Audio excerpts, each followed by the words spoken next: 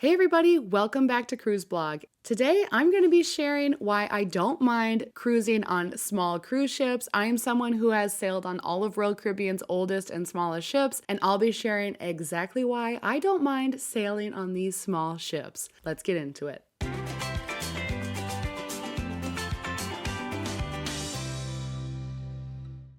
Royal Caribbean's fleet is home to the biggest and most advanced cruise ships in the world. The cruise line is best known for pushing the limits when it comes to ship design and innovation. As such, many people prefer to sail on board Royal Caribbean's newest cruise ships. But is bigger always better when it comes to cruise ships? Some will say yes without hesitation, but there are actually many perks to sailing on an older cruise ship.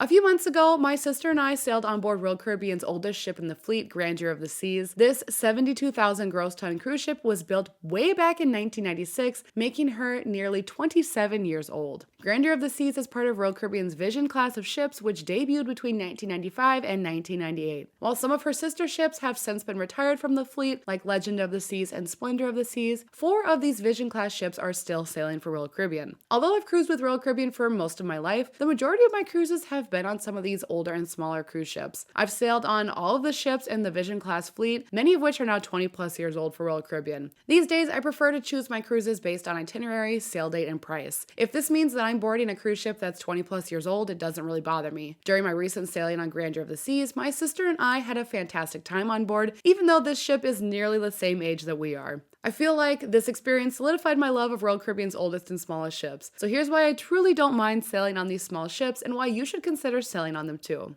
To start, older ships are more affordable. With all the hype around newer cruise ships, Royal Caribbean can charge a premium for their most in-demand vessels. On the other hand, the oldest cruise ships in Royal Caribbean's fleet are rarely in high demand unless there is a very lucrative itinerary. I'm someone who cruises frequently, so I try to save money whenever I can. I find the easiest way to save is to choose the cheapest cabin on an older ship. For a weekend getaway on Grandeur of the Seas, my sister and I paid just $466 for a 4-night sailing. This included the cruise fare, prepaid gratuities, port taxes, and fees. Considering it was a more last-minute sailing, this price seemed appropriate.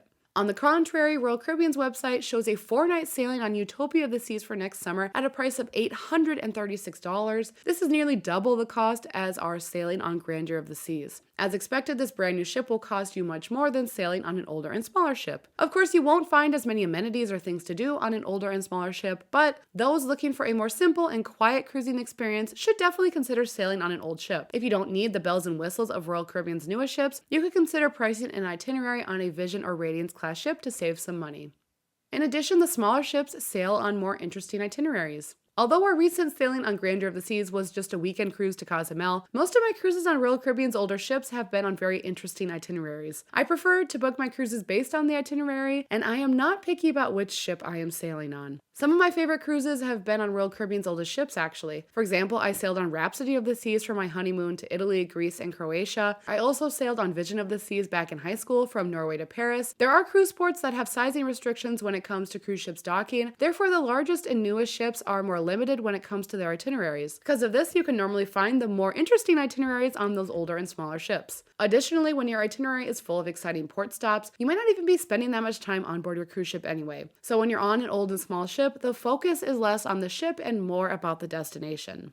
Last summer, my husband and I sailed to the Canary Islands, Spain, and Portugal on Anthem of the Seas during a fantastic 12-night itinerary. We spent all day exploring the ports, and that left us very little time to actually enjoy this newer cruise ship and all of her amenities. By the time we made our way back on board and had dinner, we were so tired to partake in any of the evening festivities on the ship. Honestly, I felt a little guilty for not experiencing all of the entertainment and activities on board Anthem, but we also wanted to relax when we could while still enjoying all of the amazing ports of call.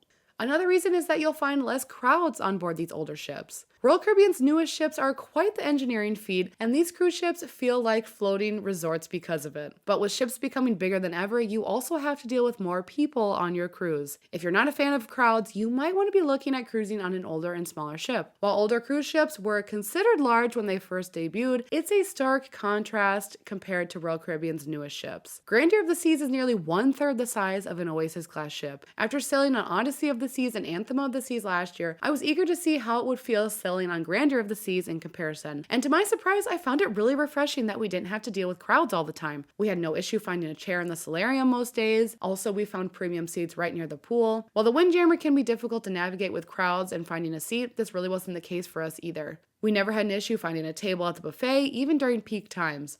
Going to the shows or activities on a smaller ship meant we didn't need to get there early to snag a seat or worry about reservations. Overall, it was just less stressful having to sail with less people.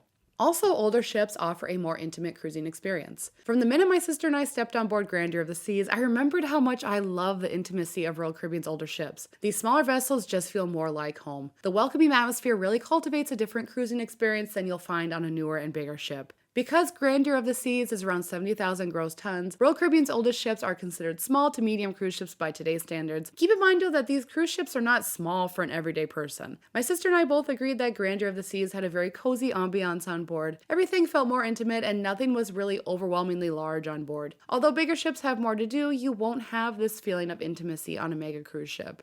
Another reason to consider an older ship is because everything is conveniently located. During my sailing on Grandeur of the Seas, I also forgot how nice it is to have literally everything so easily accessible on a cruise ship. Our stateroom was located on deck 3, and while this would feel like a dungeon on a newer ship, we were actually centrally located on Grandeur. Wherever we wanted to go, it felt like nothing was too far away. We could also run back to our cabin quickly if we forgot something, and it never took more than 5 minutes to get where we needed to go. On bigger cruise ships, you can easily clock in 10,000 steps just by navigating around the ship and finding where you need to go. While I don't mind getting in steps during my cruise, this can be a pain wasting time running around the ship if you forget something. Also, I don't have any accessibility or mobility issues, but I can see why those with mobility limitations would want to cruise on an older and smaller ship. These vessels are easy to navigate with everything being so conveniently located.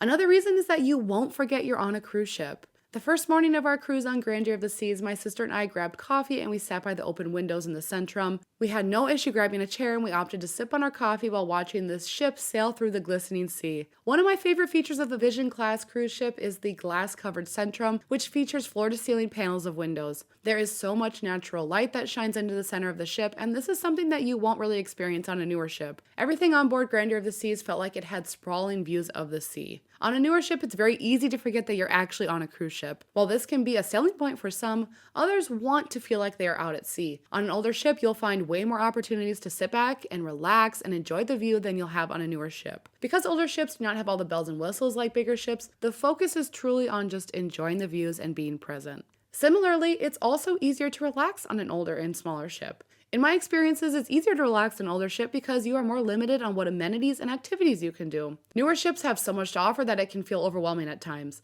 With limited time on board, you may want to do everything you can, which is not super relaxing. While bigger ships have more things to do than you can imagine, older and smaller ships have far less to do. In general, you'll find less amenities, entertainment options, and activities, and because of this, you can really focus on relaxation if that's what you need. Our sailing on Grandeur was the most relaxing cruise that I've had in a very long time. I didn't feel like there was pressure to do everything on board. Instead, I lounged in the solarium and I took a nap each day. It was very easy to feel disconnected on board an older ship.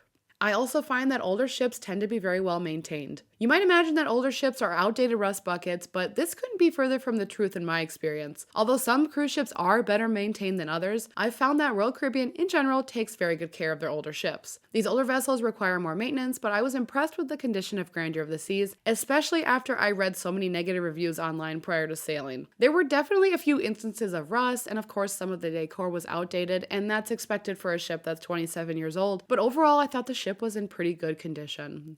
So what's the bottom line? If you've yet to sail on an older cruise with Royal Caribbean, or maybe you're hesitant to do so, I highly recommend considering a cruise on a Vision class ship. While you won't find all the glitz and glam of a newer ship, you might find that there is a more traditional cruising experience to be had, and maybe that fits your vacation style and budget better than you envisioned. Don't get me wrong, I still love sailing on a newer and bigger cruise ship. I find the entertainment and dining options to be big selling points for those cruise ships. However, I don't turn my nose at a cruise that sails on an older ship. If the price is right, I can have a great time on any cruise ship regardless of age. Okay, everybody, that's all we have for today. Comment below whether you prefer sailing on an older and smaller ship or whether you're a fan of the big mega cruise ships. Thanks for tuning in today, everybody, and be sure to like and subscribe to Cruise Blog so you can be notified every time we have a new video.